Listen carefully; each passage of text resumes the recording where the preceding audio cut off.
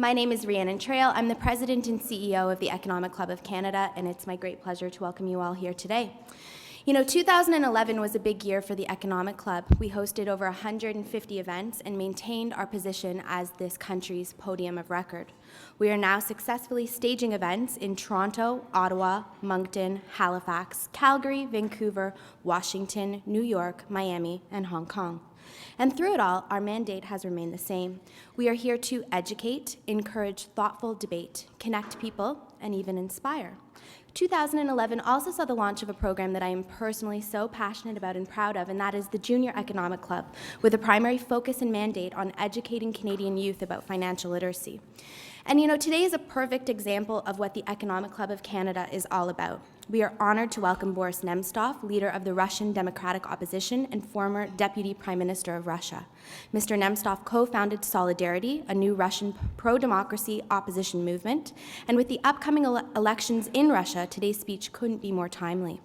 As one of the most outspoken critics of Vladimir Putin, Mr. Nemtsov is here today to talk about the changes that must take place in the Russian political landscape. Mr. Nemtsov's remarks with us today come just days after tens of thousands of Russian people came together in Moscow to demand fair elections and protest against Vladimir Putin's 12-year rule. Opposition leaders are trying to maintain momentum after tens of thousands came out for protests on December 10th and December 24th. So I'm going to turn the stage now over to Mr. Nemtsov, and I hope that you enjoy today's session. Thank you.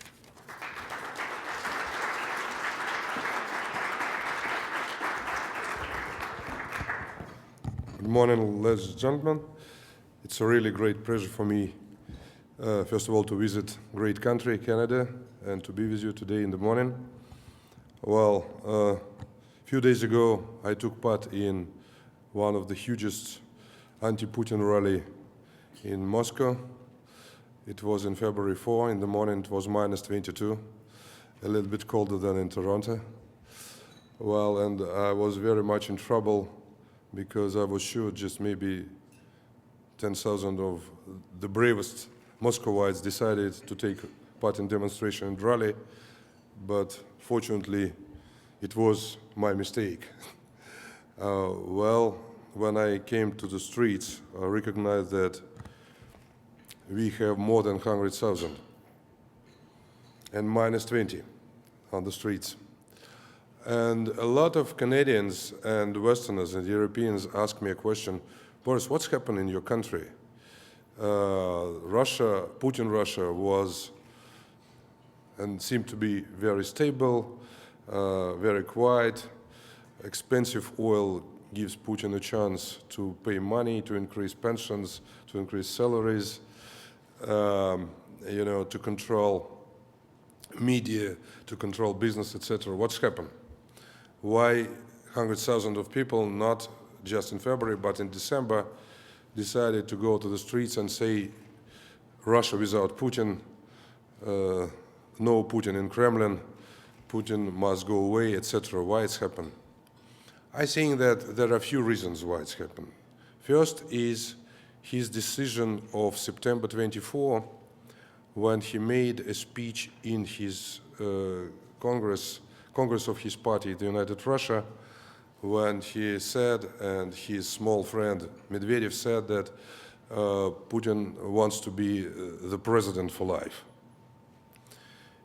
Even loyal people, even absolutely quiet people throughout the country, were very much disappointed, first of all, about these sad perspectives, and secondly, because of such kind of pronunciation of decision. People don't matter, Russian people. I made decision myself. I want to be, and I want to be forever.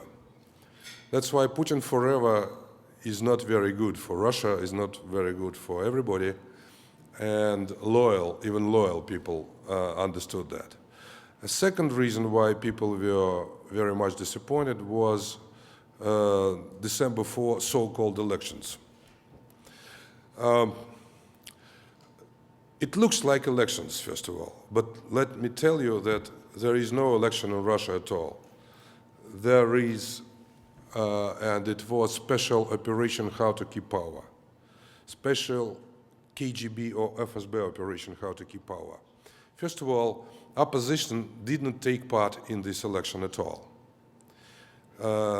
During the last 12 years, he canceled opposition party from registration. And according existing Putin rules, if you want to be registered, you must get permission from Putin. And he didn't.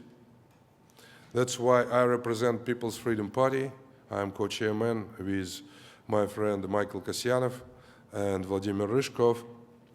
And we decided to register our party, but he rejected us from the race. Not only People's Freedom Party, but all of the parties who want to be registered were rejected. That's why it was not a real competition. It's the first point.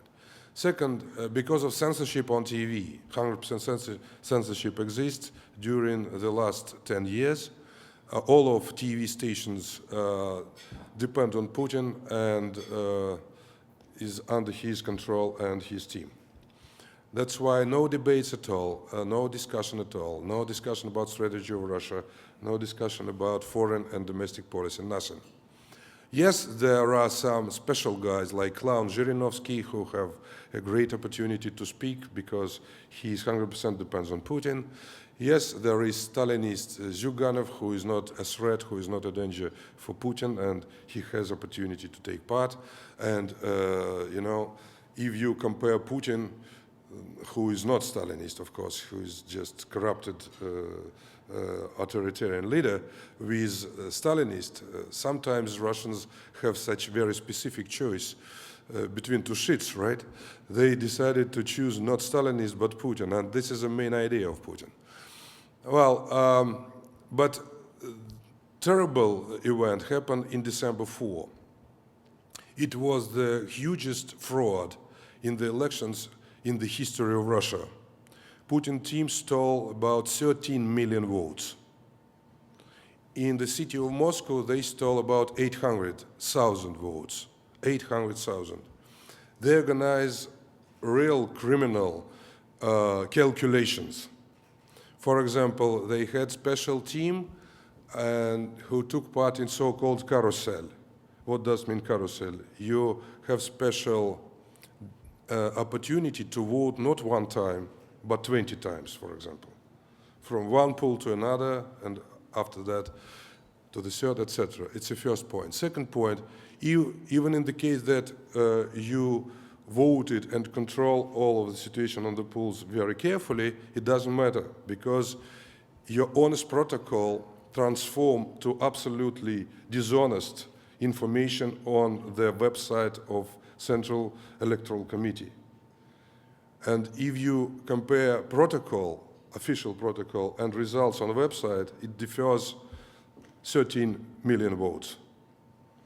That's why they organized so big fraud, including Moscow and St. Petersburg, that next day after elections in December 5, people came to Moscow streets. The first rally happened in December 5 tonight in Chistoprudny Boulevard, and I'm one of the organizers of this protest. And it was about 10,000 of people without any advertisement. Just angry Moscovites decided to say no falsification, no manipulation, and no Putin and Kremlin. Next rally happened in December 10. It was in Bolotnaya Square, and it was real great success. We have about 80,000 of people in Bolotnaya Square. It was very peaceful, without problems. And I want to tell you that police, Russian police, I don't know what's happening in Canada, but Russian police behave in a very understandable way.